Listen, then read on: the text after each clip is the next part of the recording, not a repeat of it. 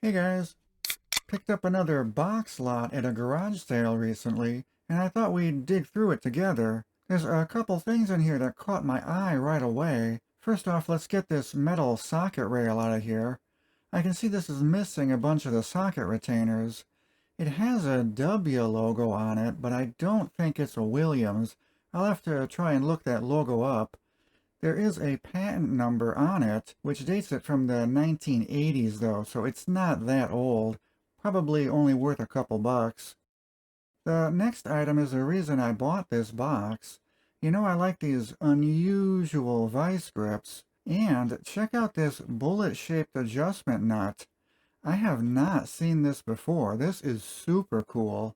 This one looks like a regular Peterson vice grip, but there's no manufacturer's name or branding anywhere on it. And comparing it directly to a Peterson, I noticed there's also a difference in the design of the toggle link. On this mystery one, there's an extra piece machined in there, and it looks like it has a pin on the end of it to interface with the adjustment screw. Very interesting. So if anyone knows who made this or has a patent number or something for it, let me know in the comments and I'll try and do a full video on it. Unfortunately, this guy has also been altered. Yeah, somebody broke the main pivot rivet and then they just stuck a regular bolt in there. So we'll have to fix that at some point. But I still wanted the box because of that unusual adjustment nut on this guy. Next up is this The Claw brand screwdriver. These were made by Vermont American back in the 90s.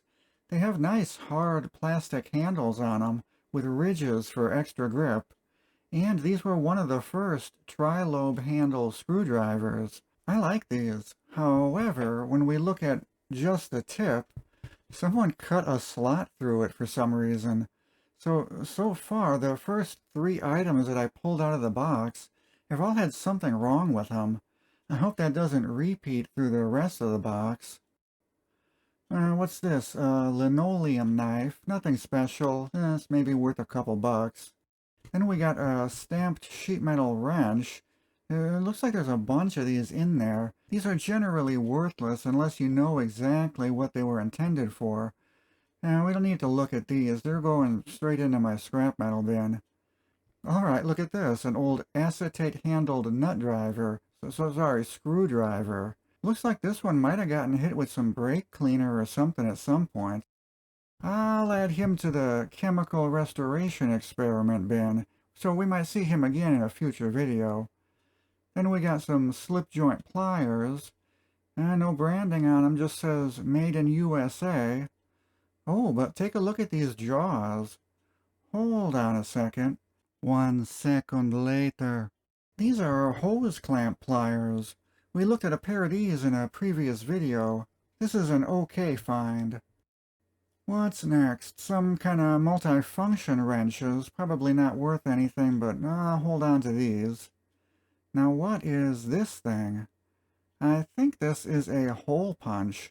This piece down here is the anvil, and up on the top jaw should be a cutter, but it's missing. This also looks like it's been wire-wheeled by someone at some point. So I think someone else has been through this box before me.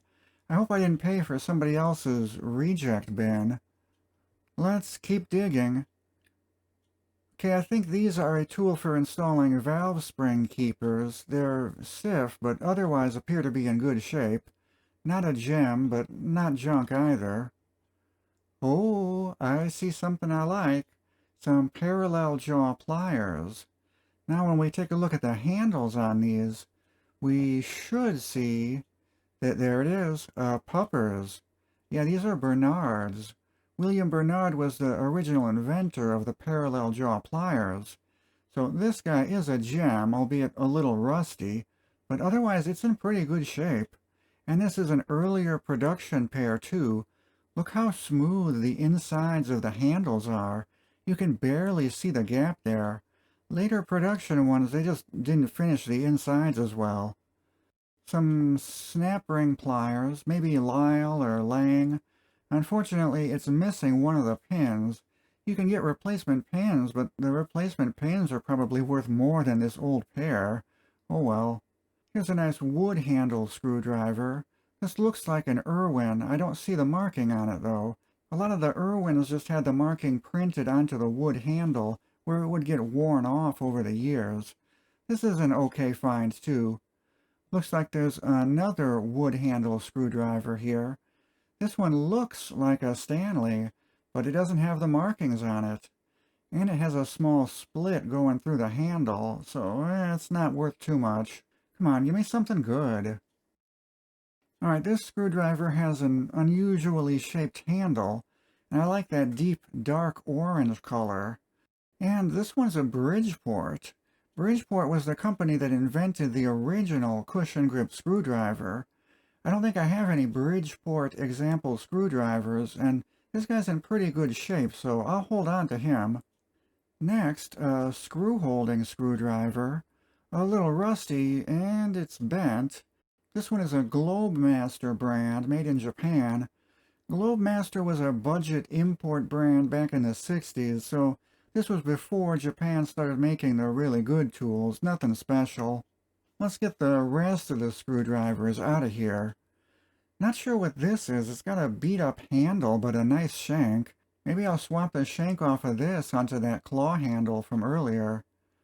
Then we got an old Yankee drill-style screwdriver. This one's a little rough, but I think if I lube it up, I bet it'll work fine. Unfortunately, there's also no manufacturer's mark or anything on it, so no idea who made it or how old it is. And therefore, it's probably not worth a whole lot. Then we got some more of these cheap stamped sheet metal wrenches. These are junk. A Red Devil paint scrape. Come on, man, this is garbage. Why would you even put this in a bin to sell? Whatever. What's this? A wrench that somebody cut in half. I always get a kick out of these modified tools. Someone had to make this in a pinch, to finish a job. Then we got a chainsaw wrench. This one says steel on it, so that's okay. That has some value. Then a long reamer. That's a keeper. I'll keep him. What's next? Some more slip joint pliers. No branding on these. Just says forged steel. Worth like 50 cents. Then a shorty double end wrench. Spear point. So this guy was made in England, and it's a Whitworth wrench. That's another keeper. Then we got a single end open end wrench. Nothing but the size marked on it. A little mini wrench, nothing special. Oh, but these guys, and I see 2 or 3 of them. We will save these for later in case we find the full set. These might be something special. Oh, take a look at this. This is one of those universal wrenches. The head pivots on it to fit different sizes. This one doesn't look particularly well made. I think it's just made from a stamping. And it looks like we got a pair of them. More of a novelty item. I wouldn't bother using these. Meh. Next, a whetstone. And it's a long boy. I'll hold on to this. I've been saving odd sharpening stones ever since we found that carbonite in a previous video. Then we got a little precision screwdriver. Looks nice, but again, no manufacturer's name on it. Maybe we can experiment with chemicals on this guy too. And it looks like there's one more screwdriver I missed. It's another Globemaster. And it looks like someone grinded the tip for some reason, so that's more scrap metal there. Then we got another pair of hose clamp pliers, a different style. These are pretty seized up, and it's missing one of the little hose clamp inserts on the end, so another tool with missing parts. Probably not worth repairing compared to the price of a new one. Other than the Bernard pliers, so far most of these items have been broken, missing parts, or they don't have any manufacturer's branding on them. Yeah, I really think I just bought some other reseller's junk bin. This is all the stuff that they couldn't sell on eBay. Oh well. Here we got a utility knife, a Stanley 299, made in USA. This is the fixed blade style where the blade doesn't retract. These are useful in some situations, so it's worth a couple bucks. What is left in here? Ooh, some vernier calipers. They're clearly not stainless steel since they're pretty rusty. And again, there's no branding on the tool at all, so no idea who made it. If I can clean the rust off of this, it might be worth a few bucks. Not too bad. Then we got a spark plug socket of some sort. Nothing special. Some more wrenches. Now these single-ended ones go with that other single-ended wrench we found earlier, so I might have a full set of these. Yeah, it looks like a 4-piece set. Really wish they had a brand name stamped onto them, though. Hard to sell them without knowing what they are. A little stubby screwdriver. And another cut-in-half wrench. This one looks like they just hit it with a torch. 7/8 made in USA. Looks like another modified wrench over here. What's going on with this guy? This looks like the square drive end of a socket with a box end wrench welded to it. I wonder if they were making their own torque wrench adapter. Got quite a bit of twist to it, though. I'll keep this guy for when I do an episode on homemade or modified tools. And we're getting close to the end of the box. I believe this guy is a hole punch. Yeah, you just stick your card in there, squeeze it, and it punches a hole.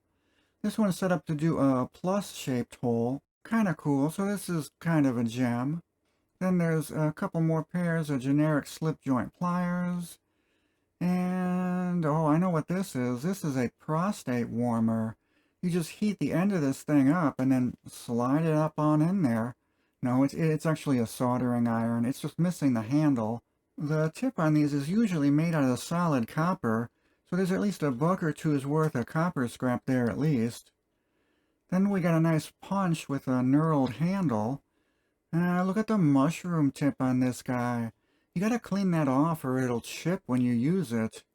And just use a brass hammer and then you never have to worry about the tip mushrooming like that. Jeez. And a generic socket, another stamped sheet metal wrench, some scissors. Now sometimes old scissors can be worth money. These say they were made in Germany, and that logo, that kind of looks like the Africa Corps symbol. Huh. Maybe these were General Rommel's tailor's scissors. I don't know. They are interesting. What else? Okay, these are for working with chain links. You can open or close the links on a chain with these. I'll probably keep this guy. Maybe I'll make one of those Isaac Hayes chain jackets later on. And some kind of crappy plastic magnifying glass, more junk. And it looks like we did not get a full set of these little wrenches. Unless this was a 3-piece set originally. These are Duro Indestro ignition wrenches, and they're in pretty good shape. Each of these would sit on top of each other, and then there would have been a wing nut in the center to hold them together. I think these are super cool. Although I don't know why they have those little staples wrapped around them. Seems like that would interfere with stacking them together. Maybe these were originally stamped to a piece of cardboard as their packaging and they just never got removed. Let me know if you know why they have staples on them. I haven't seen that before. Anyway, I think these are a gem. Since these were made out of just stamped sheet metal, a lot of people threw them away years ago. There's not many left. Kind of like I'm going to do with all those other stamped sheet metal wrenches I found. But I'm keeping these guys. These are collectible. Anyway, I had my reservations at first. There was quite a bit of junk in this box. But we did get a few gems. I ended up with a few keepers. The rest of the stuff I'll probably try and sell to get my money back.